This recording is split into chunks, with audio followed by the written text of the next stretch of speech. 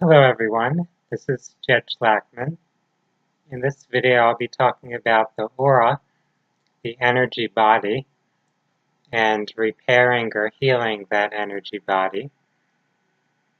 For those that don't know or understand what the aura is, you could think of it as a field of energy that would appear to surround the physical body. So a field of light that envelops your physical being and which contains all the energy that makes up who you are. So that aura includes the physical, emotional, mental, and spiritual energies.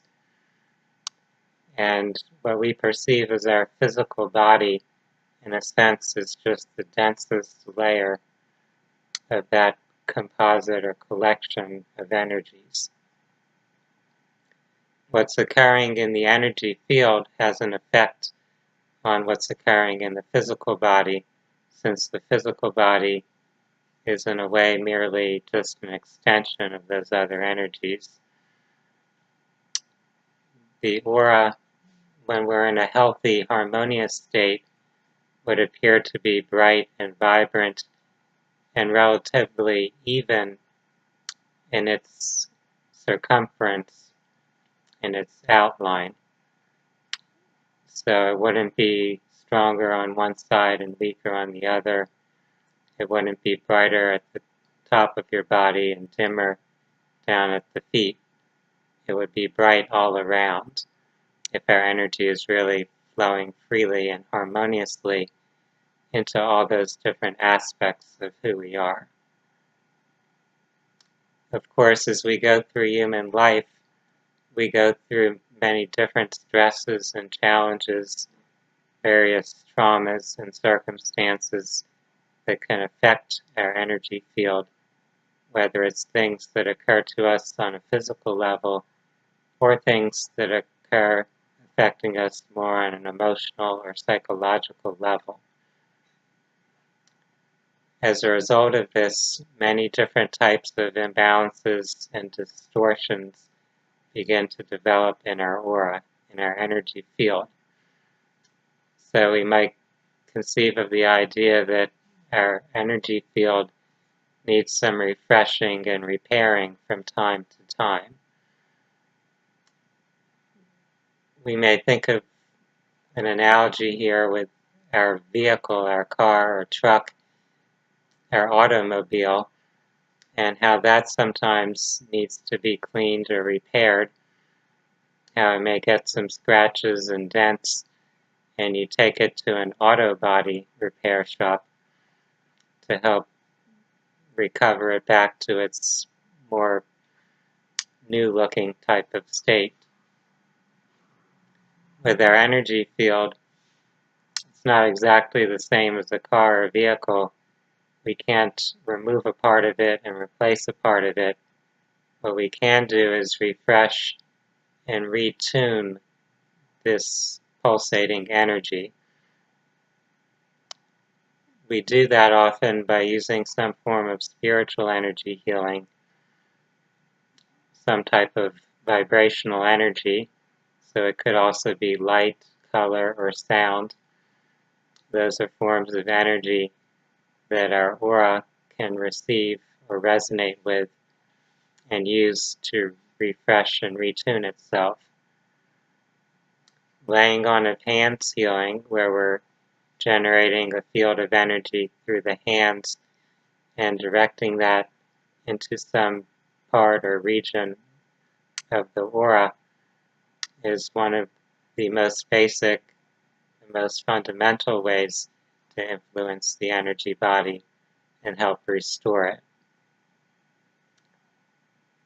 Now, if you have a car and your car gets scratched or dented, normally you'll notice that right away. It's visible to your physical sight, and you'll probably take it to get a repair if you can afford that. However, with our human energy field, with our aura, our energy body, we often don't immediately notice or directly notice that there's some type of distortion or imbalance that's developing in it. We may have symptoms in our life that are reflections of such an imbalance. So there might be some type of physical illness. There might be some type of psychological challenge. It could be difficulties with attention, with anxiety, with mood or depression. It could be something of a very physical nature, such as an ache or pain. We may feel pressure in certain areas.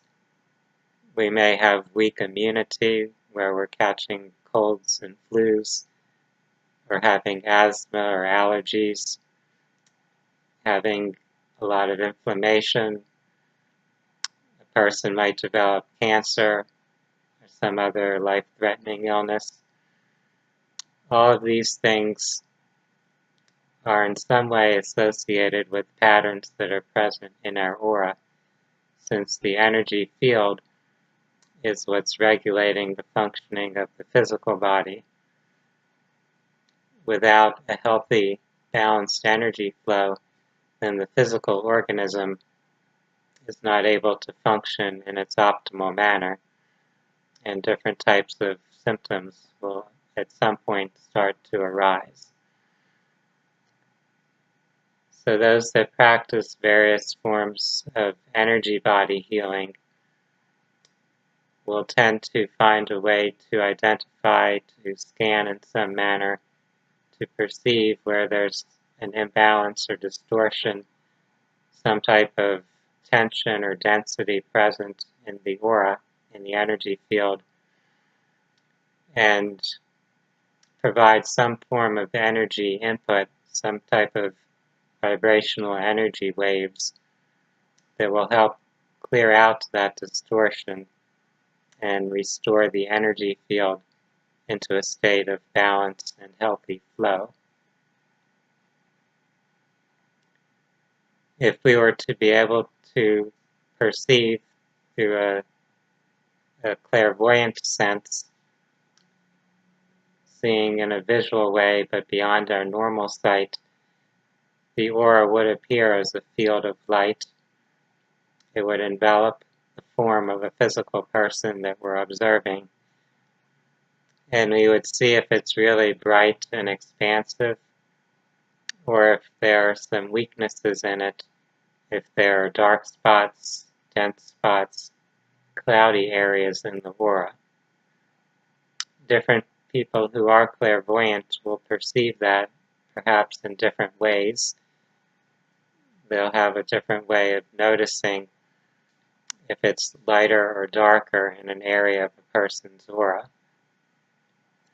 When they can perceive that, it gives them some insight or information into where that person's aura has been disturbed. Depending on what part of the energy field is disturbed, we'll have different types of symptoms or conditions that appear in our lives. Typically, the area of the physical body that is closest to the distortion in the aura is where physical types of illnesses or diseases could appear. Also, there are functional systems in our body that are related to particular areas of the aura, especially to the chakra areas, which are like vortexes of energy. We have the 7 major chakras: the root chakra, the sacral chakra, the solar plexus, the heart chakra, the throat chakra, the third eye, and the crown chakra. The crown chakra is at the top or above the head, and that chakra, of course, relates most to the spiritual realm and a lot to mental functioning, to our ability to have wisdom and understanding and to feel connected to something beyond ourselves. The third eye chakra is located in the middle of the forehead. sometimes called the brow chakra. And this chakra relates to the pineal gland, to our perception. So any types of issues with vision would relate to the third eye chakra, but also various mental issues, things having to do with concentration, with sleep patterns, with cognitive functioning, that could all be related to the third eye. The fifth chakra is the throat, and this is the chakra that relates to our voice, to our communication. This chakra area goes up into the mouth and jaw area, also to the ears. So the throat chakra isn't only physically where our throat is, it's the energy center that influences that whole spectrum of functioning. The fourth chakra is the heart. The heart chakra relates a lot to emotions, and especially to love, compassion, and empathy toward ourselves and others. The heart chakra has a lot of influence, of course, on the circulatory system, on the respiratory system, and also the immune system, as it's where the thymus gland is located. Then we come down to the solar plexus, the third chakra. This energy center relates to our personal power, to our digestion, to how we're able to process life as various experiences, various situations unfold. It has much to do with our self-confidence and how we radiate, how we shine in the world around us. The second chakra is the sacral center, and this chakra pertains to our creativity and our sexuality, to our passion. In this energy center, issues have a lot to do with how we feel, both with our sexual expression and our creative expression and our intimate relationships. And then we come to the root chakra.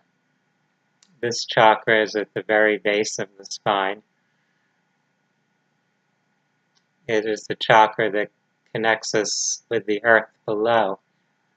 So the root chakra also extends down through our legs and feet in that sense. We want to be safe and secure, to feel stable, and the root chakra is affected by issues that threaten our sense of safety and security.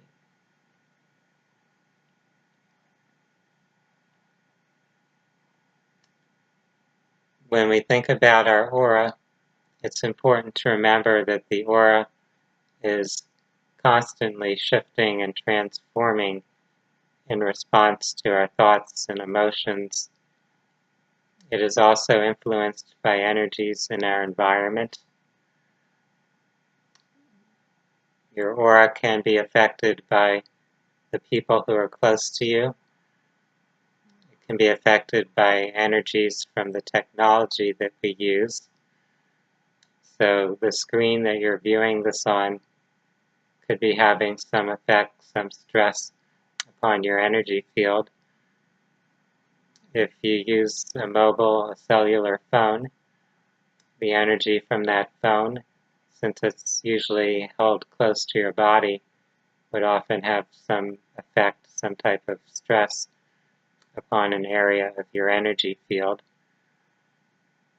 This is why it's important to take some time to get away from these forms of technology, to perhaps take a walk in a park, in a forest, by the beach, someplace where you're more connected to the natural elements, to the natural energies of the planet itself, to those living things. When we tune into that natural environment more, it does help us de-stress and ground ourselves.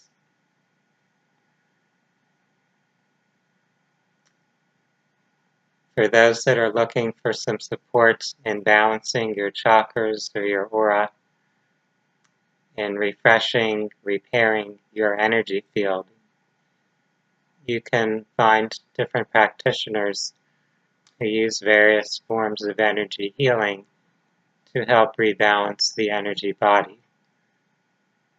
This is one of the things that I provide frequently in my professional work, and I find that it helps people with a very wide range of concerns, both mental and physical health issues.